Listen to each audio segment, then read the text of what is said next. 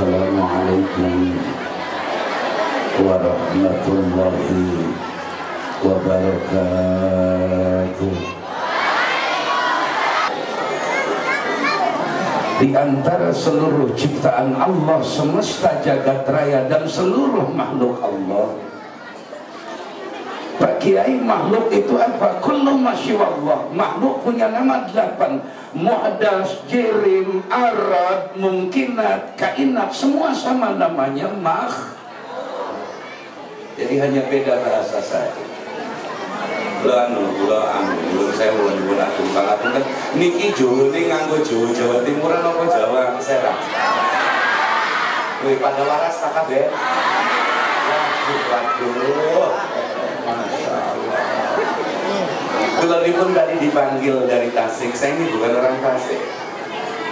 Saya melanglang buana di Jawa Barat dan Jawa Tengah serta Jawa Timur. Saya saking pendeklang. Kok podo ganteng loh. Lo yang pandeglang ya ganteng loh. Masya ngarti bahasa Sunda untuk orang dia. Bohong ya.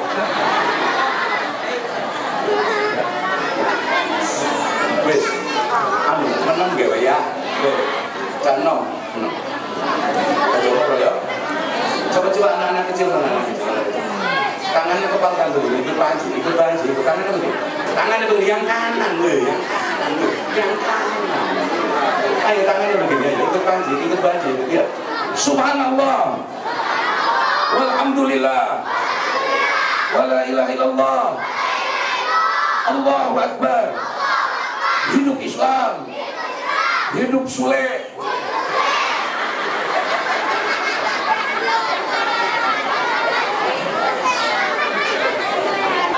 Sidanan Nabi, sidanan Nabi, sidanan Nabi, sidanan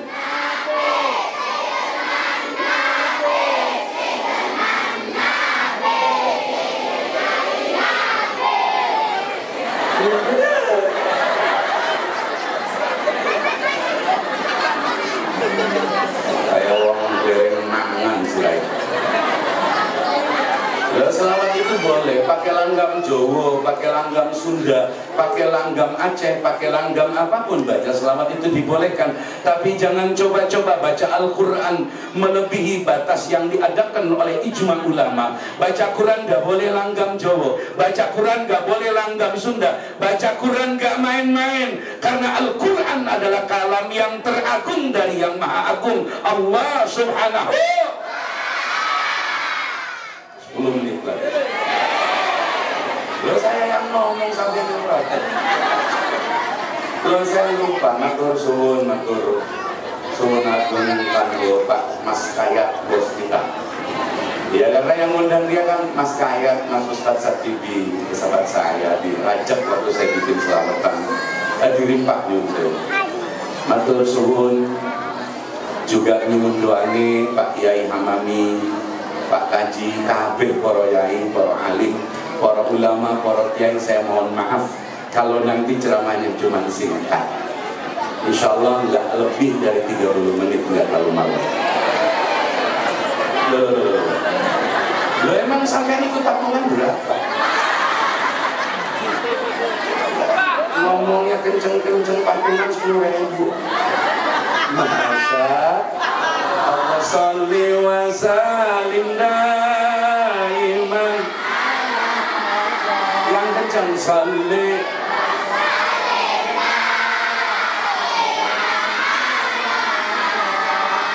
wal ali wal ashabi man qad wa'ada wal ali wal ashabi man. Bismillahirrahmanirrahim.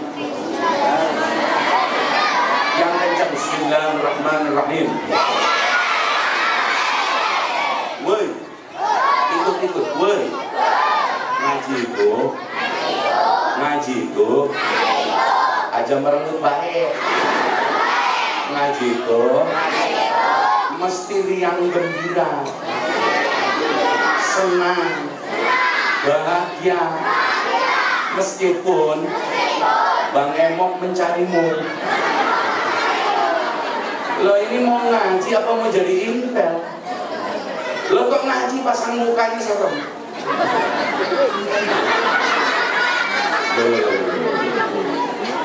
Ngaji itu mesti riang gembira, mesti farah, mesti friendly, kindly, warmness, happiness. Ngerti nggak? Ya on.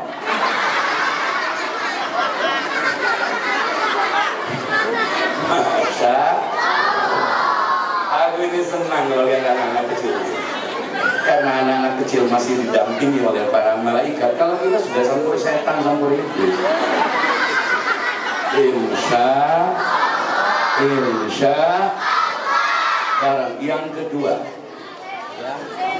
kedua ngaji itu mesti deket sama yang ngajari ngaji. Aja jauh-jauh merenek kabeh supaya berkah. Yang ketiga ngaji itu ngerti nggak ngerti mesti seneng baik, senang terhadap pengajian walaupun nggak ngerti karena belum. Ikuti lagi yang keempat, ngaji itu laki perempuan sunnah nganggo baju putih. Kalau laki-laki sunnah nganggo sorban, bukan nganggo masker. Lan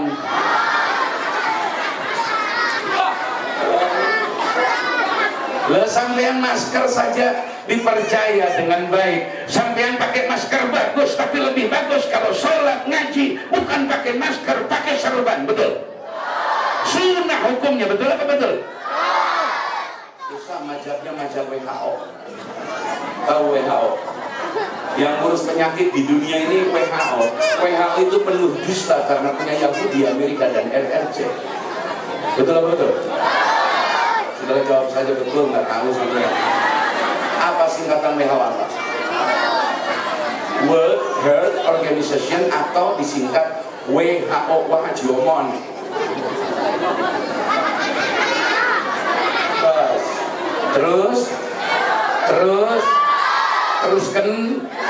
teruskan can tunduh, can hayang sare, can hayang molor, balik. Saya itu tidak biasa, Pak Lurah, Pak Camat, Pak Polisi, Pak Pengaji, tegang itu saya tidak biasa. Barang Bismillahirrahmanirrahim. Hukum hadir ke pengajian menurut syarat tergantung jenis pengajiannya. Kalau ngajinya baca kitab, ngajari PT, tauhid, tasawuf, maka hadirnya menjadi wajib aini, kewajiban tiap orang muslim dan muslimah. Kalau pengajiannya tidak baca kitab, ceramah seperti malam ini, bahasnya kemana maunya mau balik, maka hukum hadirnya menjadi kifai, kifayah. Tidak semua harus hadir, cukup 3 orang yang hadir menggugurkan kewajiban orang-orang. Tapi kan mana mungkin mubalik jauh diundang, yang hadir 3 orang belum.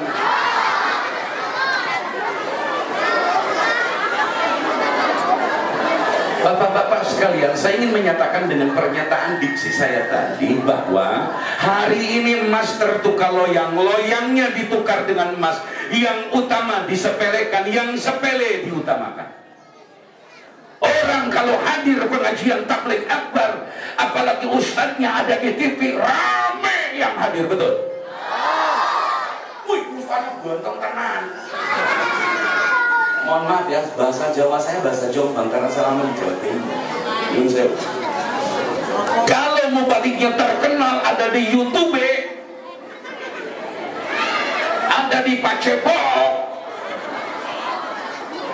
Wah, orang beramai-ramai berduyun-duyun hadir. Bahkan ingin mencium tangan mubalik dari luar kota yang hadir ke tempat ini, sampai nginjek kaki ustadz yang ngajarin di kampung. Betul? Geblok, apa katanya? Itu perbuatan goblok. Sampai-sampai ustadz yang ngajarin kiai di kampung dilangkahi hanya untuk mencium tangan mubalik yang dari luar kota, yang belum tentu Anda tahu sehari-hari akhlak dan perbuatan. Betul? Betul? Sekarang, hoi, silahkan undang mubalik. Setahun 2 kali Maulid dan Isra Mi'raj. Tapi jangan sekali-kali meninggalkan penghormatan, kemuliaan, jasa besar para ustadz, para kiai di kampung kita sendiri. Takbir, Allahu Akbar, kawan.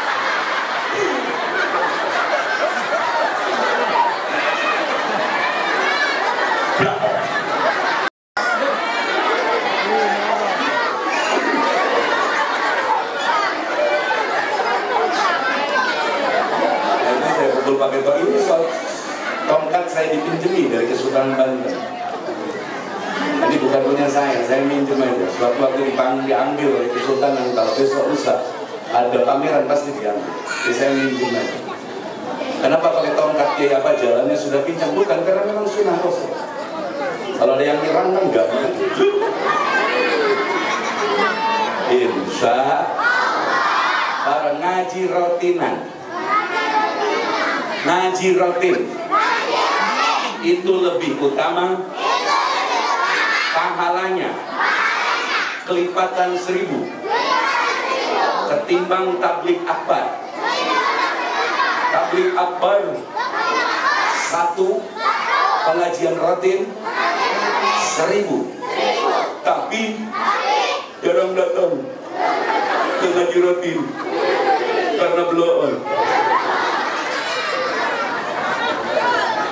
Ini yang gagal di rumah kami. Ini yang gagal di rumah kami.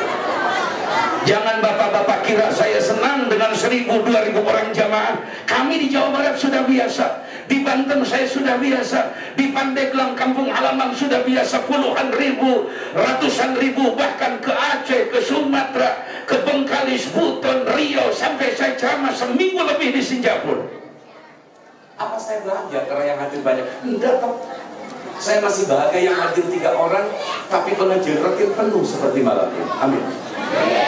Buat mubalik itu Pak nggak ada masalah. Yang hadirnya 3 orang pun nggak ada masalah. Yang penting penting bendaharanya anak. Ya toh? Masya Ilahi.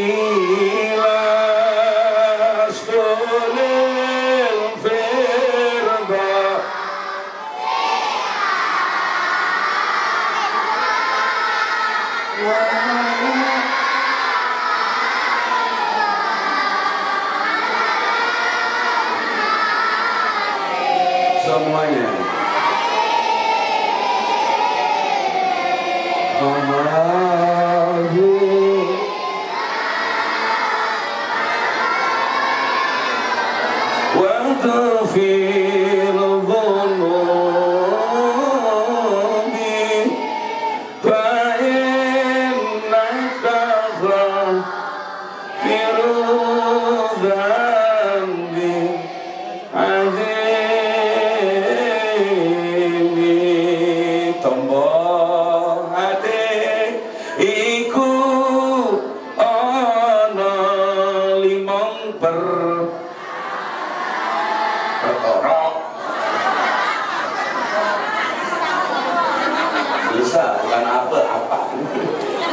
Wes, tak lanjutkan gambaran. Bismillahirrahmanirrahim. Dari seluruh ciptaan Allah, dari seluruh ciptaan Allah, semesta jagat raya, langit dan bumi, serta diantaranya ben yang maujud, baina yang maujud, makhluk yang diciptakan Allah. Tidak ada yang lebih mulia kecuali makhluk bernama manusia.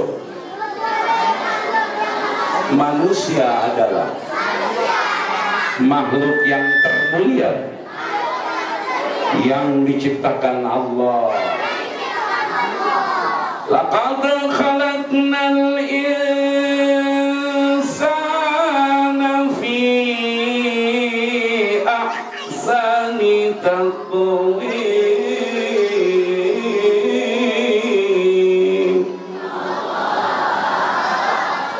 Masya. Coba lihat makhluk bernama manusia. Waktu mau diciptakan oleh Allah, para malaikat-malaikat amma, malaikat-malaikat kelas awam, kata Imam Qurtubi, malaikat terbagi dua. Malaikat terbagi dua golongan. Pertama, golongan khusus, VIP, namanya jelas, tugasnya jelas. Anas 10, Jibril, Mikail, Israfil, Israel, wa Nakir, Rakib, Antid, Malik, Ridwan, Jibril.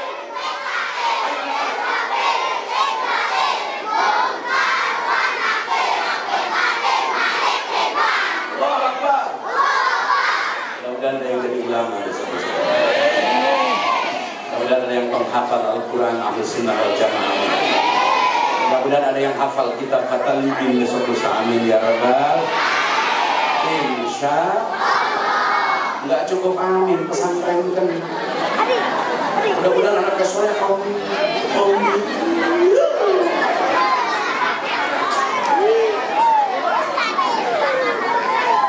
Golongan kedua, bongso melikat, para malaikat yang tidak punya nama, jumlahnya tidak terhitung, yang mengetahuinya hanya Allah, Sang Pencipta.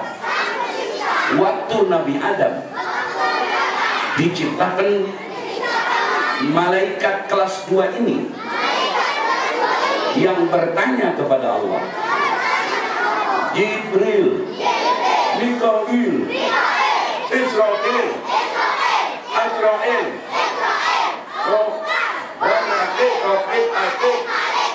nggak ikut nanya ini malaikat ini. Yang 10 dari nggak nanya karena sudah tahu. Yang bertanya itu malaikat kebanyakan di luar yang 10. Atajalu fiha may yufsidu fiha wa yasfikud dima'.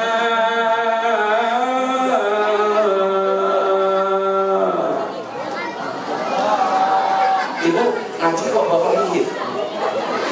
Bisa? Panas? Oh lo panas ya? Saya kok dingin? Mungkin karena melihat yang tidak cantik-cantik jadi dingin. Saya orang Banten tapi nikah di Tasik, itu pun setelah saya putus dengan istri saya. Loh, sampai anda percaya. Loh, Desi itu kan banyak namanya. Bukan artis, tukang pecel lele. Alhamdulillah. Dan sampai hari ini istri saya satu.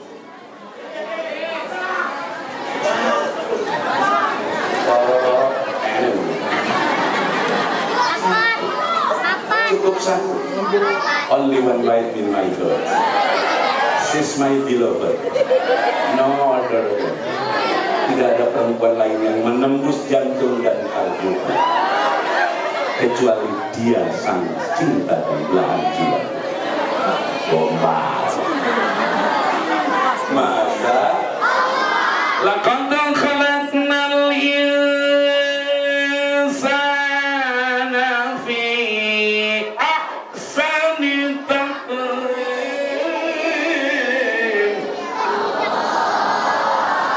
Tidak ada semulia manusia yang diciptakan oleh Allah. Hingga ketika proses penciptaan Adam, sebagian malaikat yang kelas awam bertanya kepada Allah, ataj'alu fiha, mengapa engkau ciptakan? Tuhan, jangan kau ciptakan dengan amjar istighfar mereka. Masya apa jawab Allah? Qala inni a'lamu ma la ta'lamun.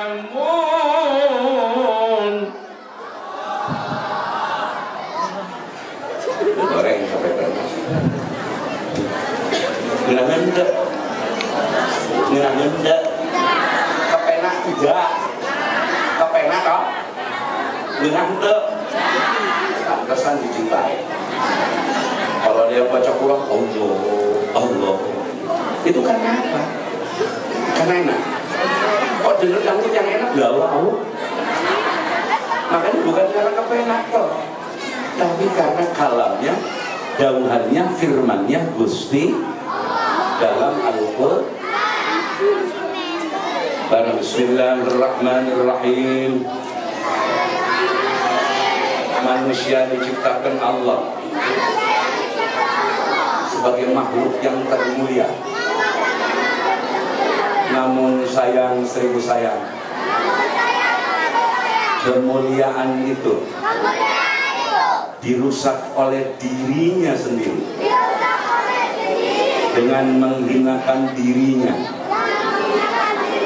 terjerambab, jatuh dalam kehinaan, dalam dusta, kebohongan, kefasikan, kemunafikan, kezaliman, sungguh menghinakan manusia yang diciptakan Allah sebagai makhluk mulia. Masya Allah. Maka antar manusia ini harus saling menghormati. Tidak boleh tumpah darah dengan sesama manusia. Tidak boleh main bunuh-bunuhan dengan sesama manusia. Betul? Jangankan membunuh, menghina harkat dan martabat saja tidak boleh sesama manusia. Betul apa betul?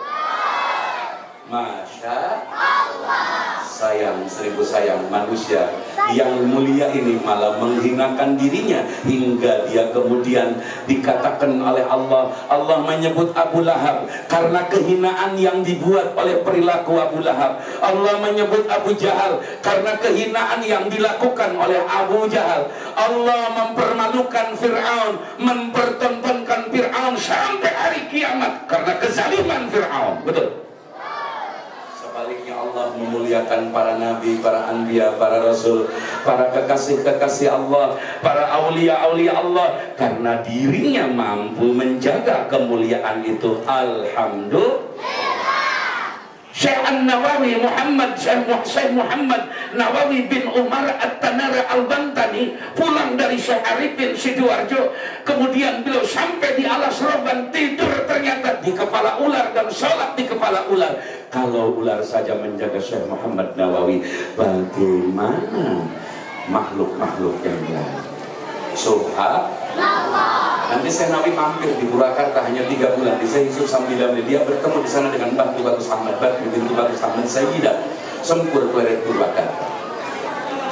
Di sana beliau hanya 2-3 bulan saja melanjutkan perjalanan ke Tanara Banten. Dari Tanara Banten beliau berangkat ke Mekah. Di Mekah itulah beliau digelari ulamanya Azhar. Beliau digelari ulama dunia yang kitabnya jumlahnya ratusan, yang baru dicetak hanya jumlahnya belasan sampai puluhan. Nama beliau dari Tanara Banten berkibar dari ujung Afrika sampai semenanjung Malaya. Takbir! Tidak ada di akhir zaman sebesar Syekh Muhammad Nawawi. Walaupun seniornya Syekh Mahmud Premas Pacinta. mukim di Mekah dan dia adalah ahli hadis, tidak melampaui masyhurnya Syekh Nawawi. Walaupun seniornya Mbah Syekh Abdul Karim Tanar Al-Bantani lebih dulu tinggal di Mekah, yang berguru dengan Syekh Ahmad Hatib As-Sambasi dan di beat menjadi mursyid oleh Syekh Tolhas Cirebon. Mbah Abdul Karim nanti punya cucu bernama Mbah Yai Idris, nanti menikah dengan Ibu Hajah Fatimah cucu dari kampung leluhur kami, Syekh Sohib Kadupinang, Syekh Sohib Waliullah, punya murid Syekh Asnawi Caringin Banten. Subhanallah. Bismillahirrahmanirrahim. Kemuliaan Syekh Nawawi masyhur seluruh dunia. Kitabnya dibaca di mana-mana. Di kampung sendiri jadi baca, nggak dibaca. Belon. Masya Allah. Bagaimana karamah beliau ketika di Said Jaini Dahlan? Siapa Said? Habib. Makanya hati-hati, jangan ngaku aswaja tapi benci Habib. Hati-hati. Balik lagi, manusia ini makhluk termulia kata Allah. Walaqad karramna bani Adam. Sayang seribu sayang. Kemuliaan yang diberikan Allah sejak alam roh, semua beriman, semua mengakui bahwa Rabb ini adalah Allah semata. Maka Bismillahirrahmanirrahim. Yang kencang Bismillahirrahmanirrahim.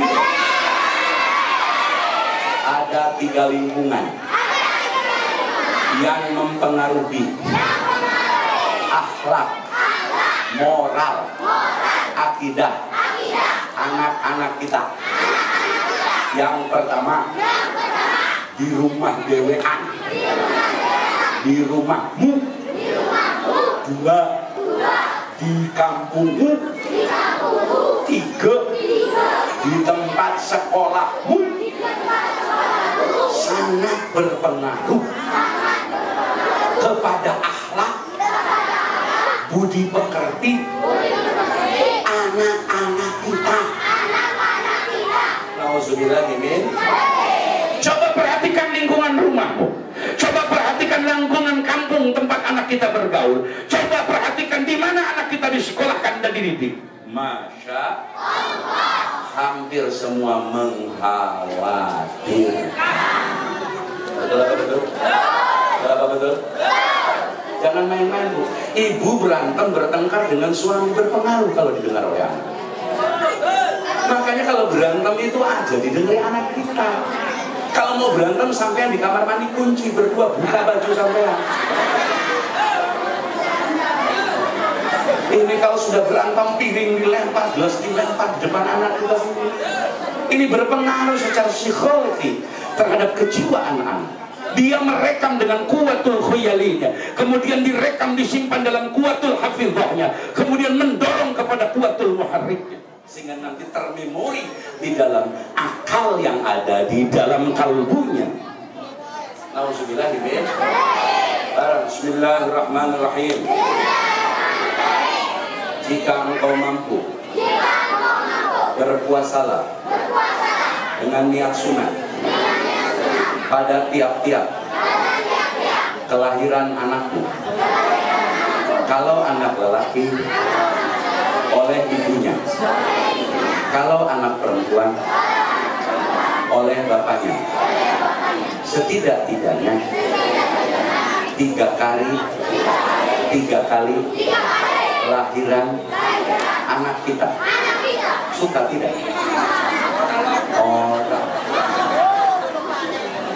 Jadi kalau anak perempuan, bapaknya yang puasa yang salah.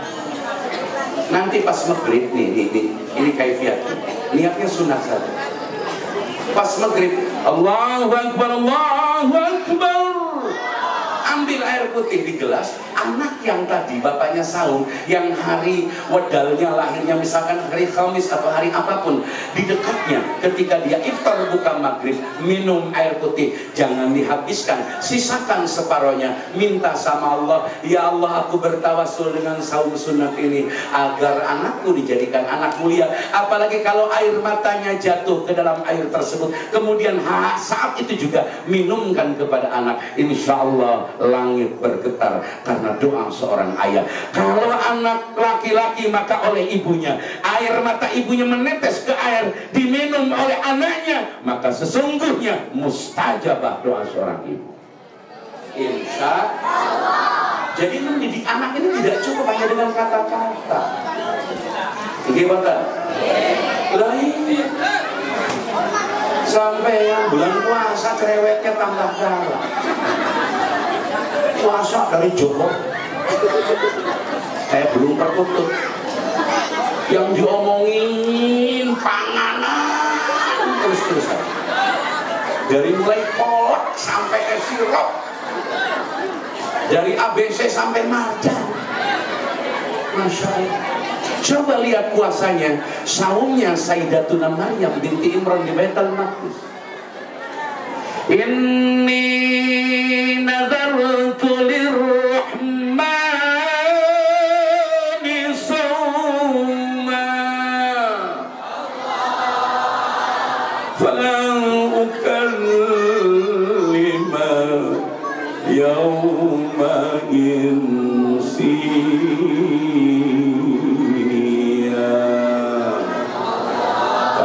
ukallimal yawma insiya. Sayyidatuna Maryam difitnah, dihantam, dibuli, diprank, dicaci maki. Saumnya bukan hanya menahan lapar, minum dan dahaga, tapi beliau berpuasa tidak ngomong sepatah kata pun dengan makhluk. Ini puasa Ramadan aja kayak tertutup. Siang sampai sore yang diomongkan panganan. Begitu duk maghrib kemerdekaan. Nauzubillah ini. Awas, lingkungan rumahmu membentuk karakter anakmu. Baiti jannati. Nggih? Nggih? Insya Allah. Maka pantas Al-Imam Jalaluddin As-Suyuti rahimahullah ta'ala mengatakan, Bismillahirrahmanirrahim, jika seorang muslim atau muslimah dalam setahun tidak khatam Al-Quran sedikitnya 1 kali, maka kualitasnya orang tersebut adalah ghaflah, kayak kartu gaple. Hati-hati. Tapi coba kalau di rumah kita menerus Al-Quran, setiap pada sholat mau 5 ayat, mau 10 ayat, anak kita lihat, anak kita dengar, insya Allah. Ini bu, anak mitra 6 bulan puasa. Hari pertama sampai hari ke-10 rame baca Quran 10, ke sana sudah mikirin baju, kue, daging kebo. Gitu? Masya Allah. Yang kedua, yang berpengaruh kepada anak kita adalah lingkungan, pergaulan di kampung sendiri. Hati-hati dengan kampung sendiri. Sayyiduna Khalil sampai menyusun dan memberikan ijazah khusus doa berupa nazam kepada Mbah Raden As'ad Samsul Arifin, hadihi darullah wa fiha ibadullah wa amirha ya Rabbi biwajhika ya Rasulullah. Memohon agar tempat tinggalnya, kampung halamannya, rumahnya diisi oleh ibadullah, karena ibadullah adalah derajat yang paling tinggi di hadapan Allah. Amin ya Rabbal alamin. Maka kata Sunan Bonang, kata siapa? Sunan Bonang. Sunan Bonang sudah pernah dawuh dalam syair Suluh Pesisir. Kabin Pindo moco kaping pisan moco Quran sama nane ilahilah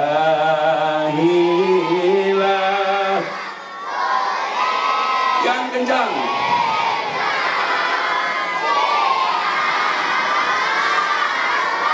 wala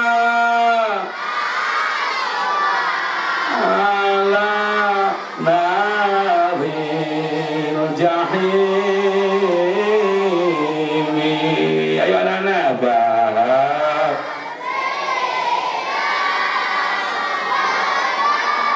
waghfir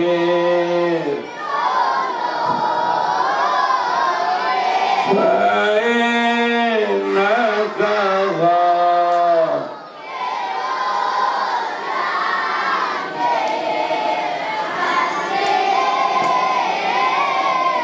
yang ketiga, lingkungan sekolah.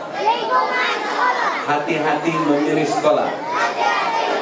Masukkan anak kita kepada sekolah yang di dalamnya diajarkan agama, akidah ahli sunnah wal jamaah. Tidak usah jauh-jauh, di kampung halaman sendiri. Sekolahkan anakmu di sana. Jangan gengsi-gengsi. Karena ijazah sekolah bukan jaminan kebahagiaan hidupmu. Teman saya Menteri Kelautan periode Jokowi pertama. Lihat di YouTube, Susi Pujiastuti begitu dilantik jadi Menteri Kelautan oleh Pak Jokowi, saya yang ceramah syukuran. Sekolahnya nggak tinggi, bukan sarjana, tapi pembelaan Susi kepada nelayan Republik Indonesia. Kapal-kapal asing pencuri ikan di laut negara kita, di JEE kita, dihancurkan, ditangkap, dibunuh oleh Susi Pujiastuti. Betul apa betul? Itu baru menteri. Ini kok menteri ngurus Peter Toa. Masya, tapi saya minta hati-hati. Pak Menak kita, Gus Yakut itu cucunya Mbak Bisri Samsuri, pengarang tafsir Al-Ibris. Sampean boleh mengkritik Menak, tapi jangan menghina pribadi dan keluarganya. Beliau memang tidak bermaksud. Saya yakin beliau tidak membandingkan gonggongan anjing dengan adzan, tidak membuat tanakut, hanya kepleset buat tasbih tamsilin. Kita doakan Menak kita, semoga Allah memberikan taufik hidayah kepada beliau, amin. Tapi tetap beliau salah membuat tasbih, mungkin nggak khatam ngaji Johar Maknun atau Ukudul Jumannya. Dia perlu kita ingatkan, tapi tidak menghina keluarganya, karena keluarganya adalah keluarga ulama. Betul apa betul? Walaupun mohon maaf, tidak jaminan anak kiai jadi kiai, betul? Tidak jaminan anak ulama jadi ulama, betul? Wong anak Nabi saja kan antar sesat. Gimana? Loh, tapi minimal saya harus ribet. Dia tidak menyamakan anjing ngomongnya dengan adzan, tapi kepleset membuat tasbih tamthili. Tidak bermaksud membuat tanakut, karena tanakut itu bisa kufur, mentanakutkan sesuatu kepada sesuatu. Kalau mufadol dan mufadol alaihnya tidak ada musyarakah baina syai'ain. Wes, kita simpulkan bareng. Bismillahirrahmanirrahim.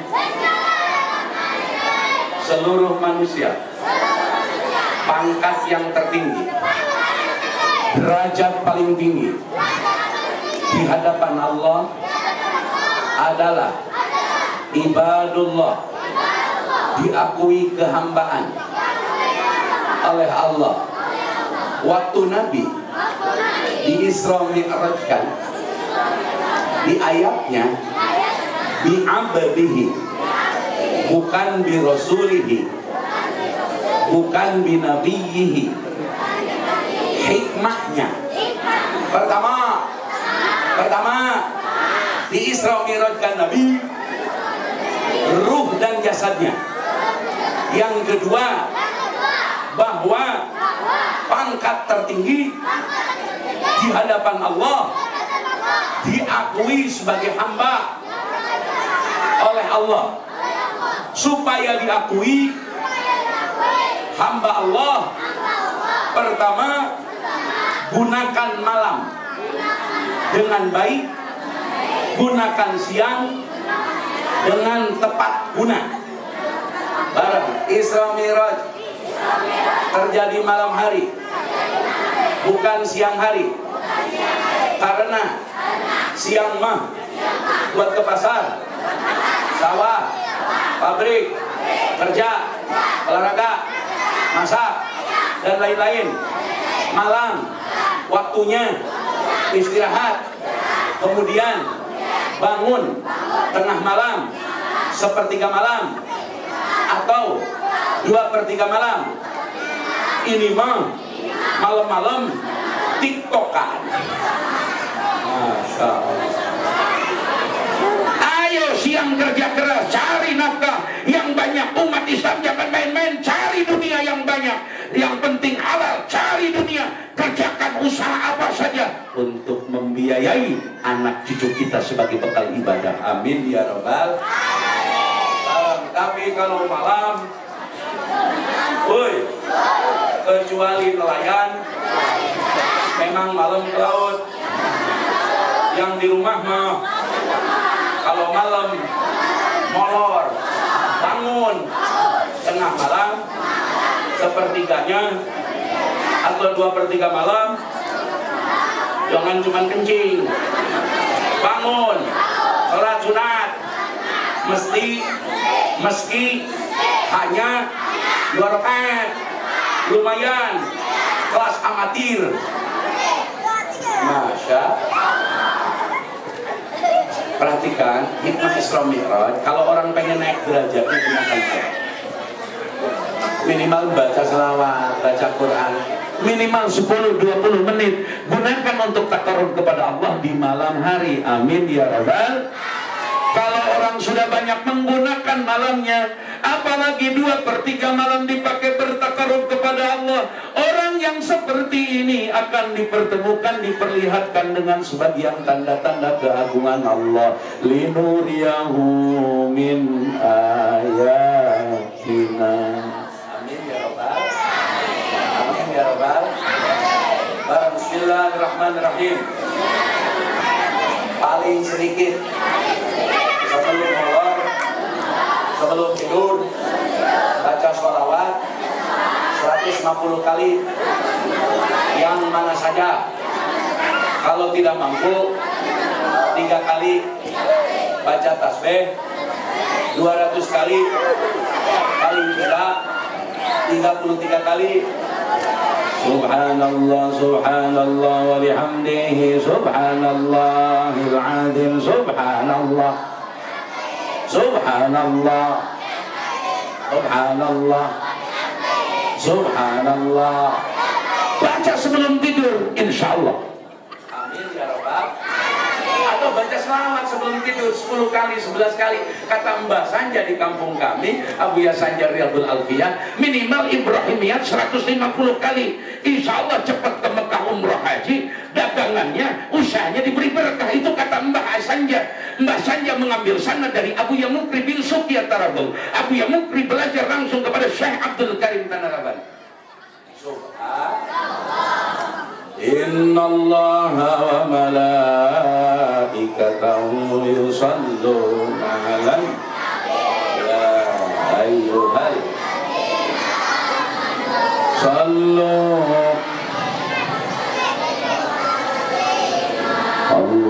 Allahumma salli ala sayyidina Muhammadin wa ala ali sayyidina Muhammad kama sallaita ala sayyidina Ibrahim wa ala sayyidina Ibrahim wa barik ala sayyidina Muhammad wa ala sayyidina Muhammad kama barakta ala Ibrahim wa ala سيدنا إبراهيم في العالمين إنك حميد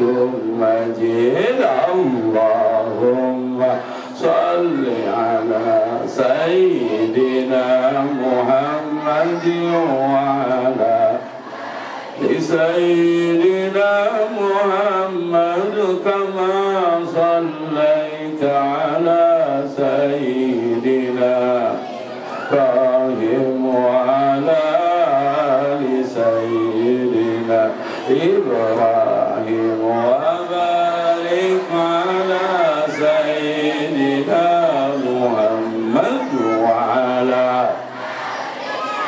سيدنا محمد كما باركت على سيدنا إبراهيم وعلى سيدنا إبراهيم في العالمين إنك حميد مجيد اللهم صل صلاة كاملة وسلم من تامن على سيدنا محمد الذي تنحل به وتنفرج به الكرب وتقضى به الهوائج وتنال به الرغائب وحسن الخواتم ويستسقى الغمام بوجهه الكريم وعلى آله وصحبه في كل لمحة ونفس بعدد كل معلوم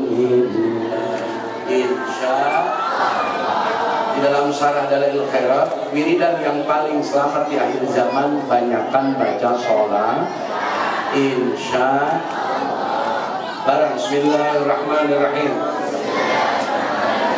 Apabila acara besar atau kecil tidak diakhiri dengan pembacaan doa, maka berkurang berkahnya.